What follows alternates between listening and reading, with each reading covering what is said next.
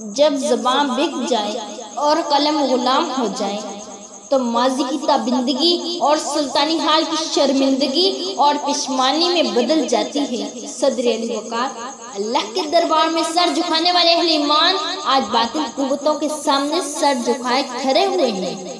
ہر مشکل گھڑی میں آسمان کی جانب نگاہ اٹھا کر اپنے رب کے سامنے دامن پھیلانے والے مسلمان آج یہود النصارہ کے دروازوں پر کشکول تھامے بھیک کے طلبگار بنے ہوئے ہیں۔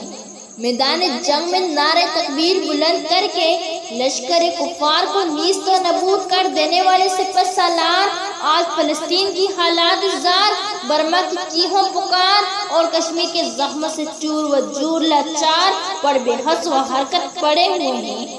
جب زبان بک گئی اور قلم غلام ہو گئے، تخت و تاج کے والی قدموں کی دھول بن کر رسوائے عام ہو گئے، اللہ کی سرزمین پر توحیدی نظام چلانے والے بتوں کے پچاڑی بن کر غمنام و بدنام ہو گئے، تو پھر قلم کی سیاہی کے بجائے خون کے قطروں نے بھی اختیار کہا کہ وہی تاج ہے، وہی تخت ہے، وہی زہر ہے، وہی جام ہے، یہ وہی خدا کی زمین ہے، یہ وہی بتوں کا نظام ہے۔ بڑے شوق سے میرے گھر جلا، کوئی آنچ تو اس پہ نہ آئے گی، یہ زبان کسی نے خرید لی، یہ قلم کسی کا غلام ہے، یہ قلم کسی کا غلام ہے۔